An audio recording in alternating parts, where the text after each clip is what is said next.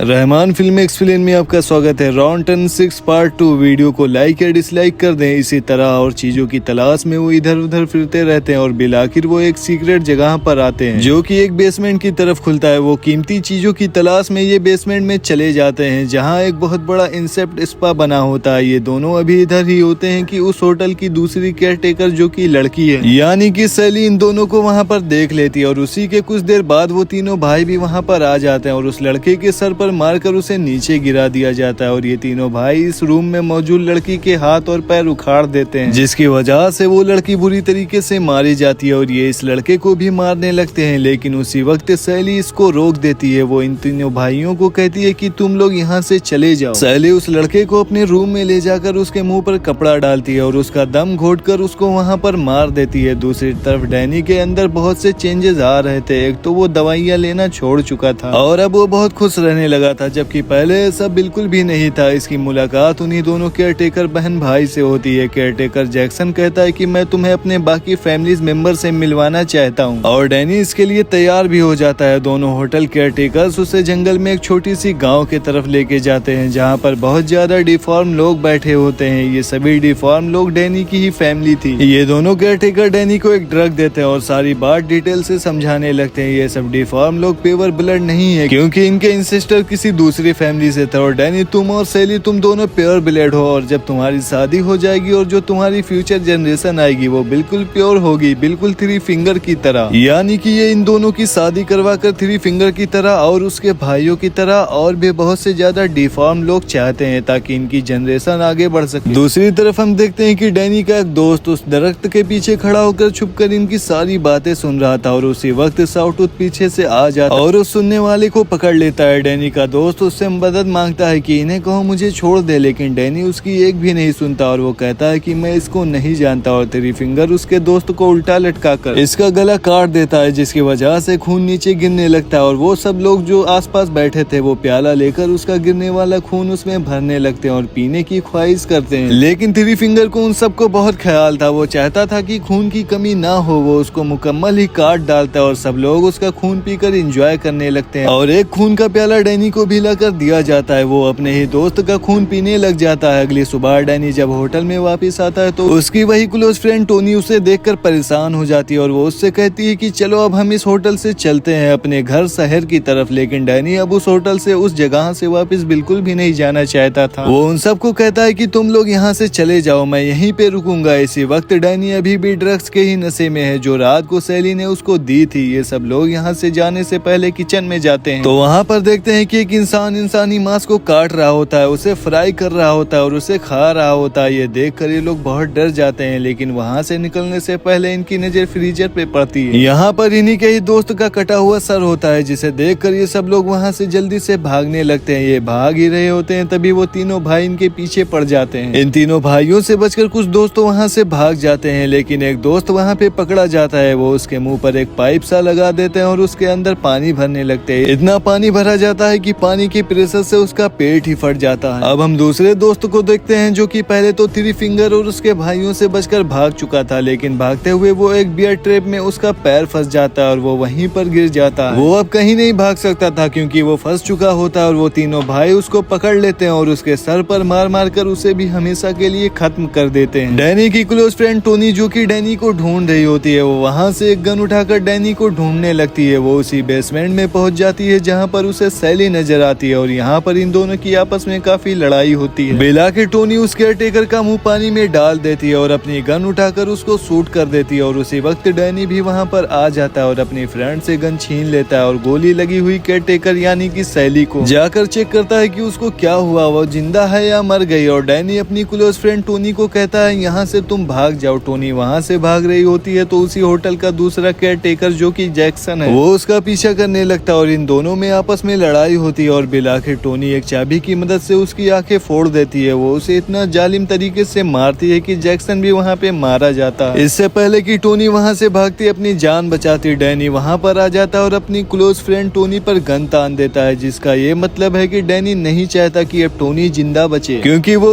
उसकी फैमिली के बारे में बहुत कुछ जानती है। डैनी ऐसा रिस्क नहीं ले सकता था और तभी थ्री फिंगर और उसके भाई भी वहाँ पर आ जाते हैं और डैनी अपनी क्लोज फ्रेंड और फैमिली में से अपनी फैमिली को चुनता है और अब थ्री फिंगर टोनी को भी जान से मार देता है। फिर अब कहानी कुछ दिन बाद की दिखाई जाती है और हम देखते हैं कि डैनी अब उसी होटल को चला रहा होता है और वहाँ पर आने वाले फैमिलीज को वेलकम कर रहा होता है। लेकिन बेसिकली इस होटल की आड़ में इंसानों को मारा जा रहा था और उनको खाया जा रहा था, जैसे कि हम इन तीनों भाइयों को यहाँ पर इंसानी गोश्त का कीमा बनाते हुए भी देखते हैं। यहीं पर रॉन्टन 6 भी एंड हो जाती है।